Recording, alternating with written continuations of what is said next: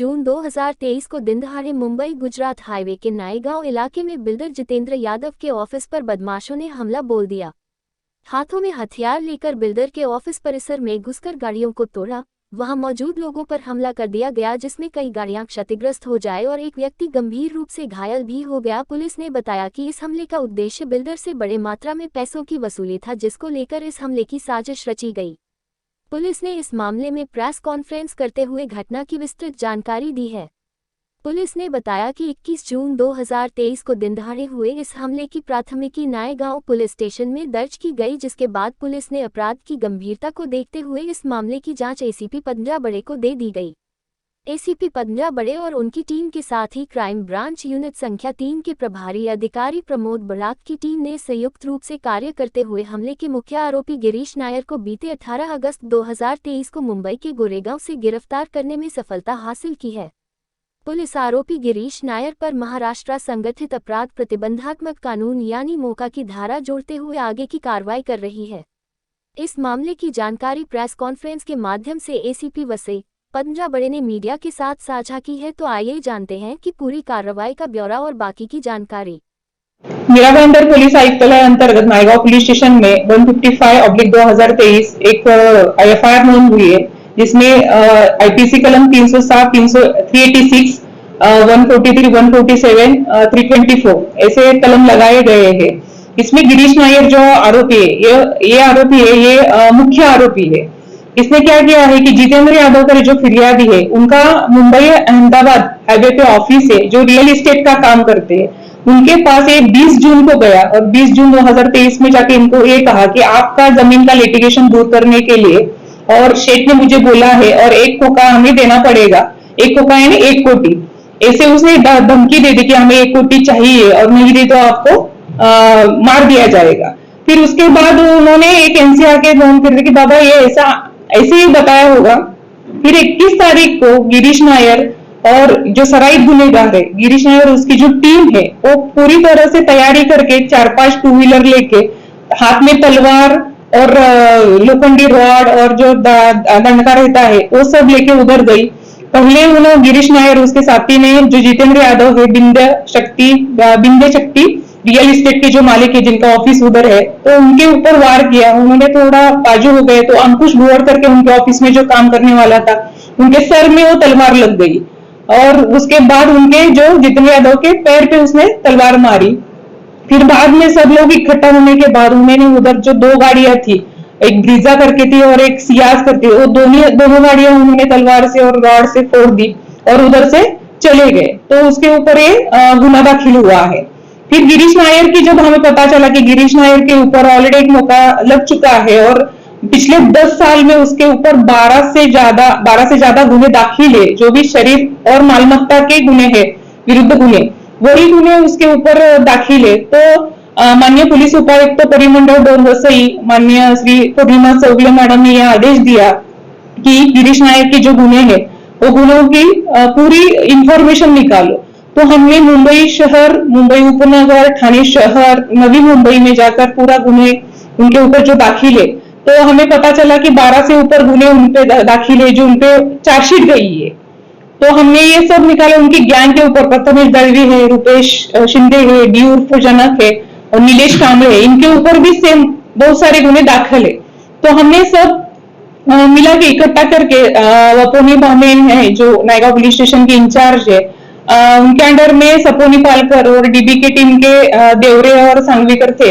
उन्होंने मिलकर ये सब इंफॉर्मेशन इकट्ठा की और मकोका का प्रस्ताव तैयार किया गया और एडिशनल सीपी को भेज दिया गया। एडिशनल सीपी सर ने वो पूरा छानबीन करके उसको प्रपोजल को मान्यता दी और उसका जो इन्वेस्टिगेशन है, जो मुझे सौंपा गया एसीपी वसई को।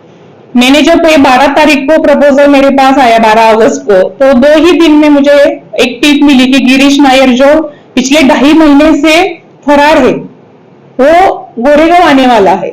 तो हमने वपोनी भामे के मार्गदर्शन में सपोनी पालकर और जो डीबी की टीम है, देवरे के का और गुने शाखा टीम के बड़ाक साहब है, उनके पूरा टीम ने वहां पे एक जाल बिछाया और गोरेगांव से अभी तक गिरीश नायर को 12 गुने में है। एक मौका भी विरार में एक मौका उस पे लगा है, उसमें वो 4.5 पौने 5 साल अंदर रहा है। अभी नवंबर 21 को बाहर आया है, उसके बाद एक तीसरा गुना किया है उसने। पूरा 9 आरोपी है, उसमें से 5 गिरफ्तार है, अभी 4 बाकी है। ये गिरोह खासकर पे जेल से बनाया गया है, अलग अलग जगह पे बनाया जाके सब उसकी पूरी से करीब हो सके, ऐसा है क्या ये लोग ये जो ऑर्गेनाइज हुए ये लोग कहाँ से हुए, जेल से या बाहर से? नहीं वैसे नहीं, बाहर से ही हुई। अलग अलग जगह पे अलग अलग इनकी ग्रुप है? नहीं ये सब नाला सोपारा और विरार के रहने वाले। मेरा नाम जितेंद्र रमाकांत यादव है। कल का हादसा परसों में हुआ था। परसों हमने एनसी किया था पुलिस स्टेशन में जाकर। हाँ। तो पुलिस ने शासन दिया, ठीक है हम इस पर कार्रवाई करते हैं। लेकिन कल के दिन वापस 5 बजे अचानक ही लगभग 5:30 बजे हमला हुआ। कैसे हुआ ये हमला? मतलब बाइक पे थे 7-8 बाइक पे, जिसमें तलवार और चापर रॉड लेके घुसे थे यहाँ पे। हाँ। हमारे एक आदमी को चोट भी लगी, 2 गाड़ियाँ हमारी तोड़ गई, एक मित्र की गाड़ी है, दूसरी हमारी गाड़ी है हमारे यहाँ। हाँ। ये दोनों गाड़ियों के कांच तोड़े गए। लड़के यहाँ से भागे, बाद में हम लोग पीछे दौड़ के आए तो यहाँ से भागने की कोशिश की। बाद में हमने पत्थर मारना शुरू किया। ओके। उसमें से एक को मार के गिरा, लेकिन भाग निकला। गाड़ी हमने पकड़ा, गाड़ी हमने पुलिस को ताबे में दे दिया। कौन सी गाड़ी थी वो? एक्टिवा गाड़ी थी सर। ये लोग कौन है? गिरीश नायर करके एक व्यक्ति है, ये जो पुलिस ने बताया उसके रिकॉर्ड से वो क्रिमिनल आदमी है और यहाँ पे हफ्ते उगाही के चक्कर में आया हुआ है। आपसे क्या मांगनी थी जो आपके ऑफिस में? हमसे 2 करोड़ रुपए की मांगनी किया था। हाँ। और बोला कि 1 करोड़ रुपए कल का कल चाहिए, नहीं तो हम आकर के ठोक देंगे। तो आपको अभी फोन पे बात हुई थी क्या उनकी? हमें उसने 19 तारीख को फोन किया था। हाँ। बोला कि जितेंद्र जी हमको मिलना है आपसे। हाँ। मैं पूछा नाम क्या है? हाँ। बोला साहब हमको जगह लेना मिलना है। बोला मैं तो नहीं हूँ, आप ठीक है कल 4:30 की बात है।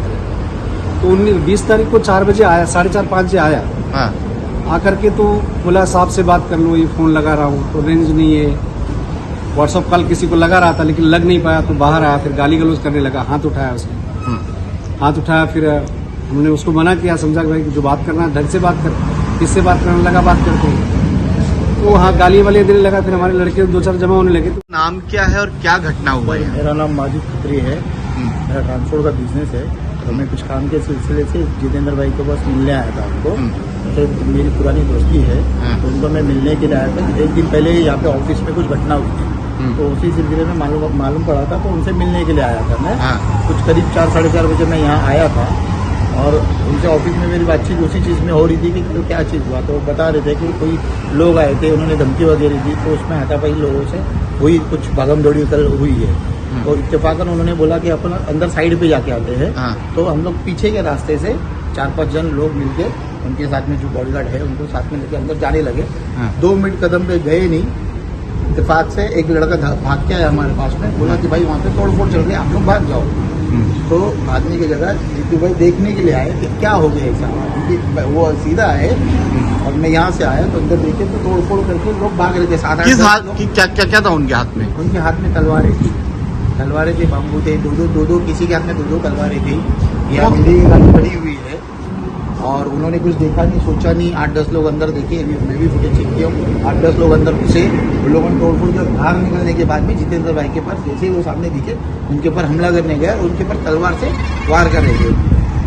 वो इत्तेफाकन उस टाइम एक गिर गए तो उनको पैर में मार लग गई और पैर में एक तलवार का फटका शायद लगा हुआ है। मगर उनके साथ में जो अंकुश भाई थे जिनकी वो दूसरी गाड़ी है, उनके सर पे काफ़ी चोट लगी है, तो तलवार से उनके ऊपर वार लगा हुआ था।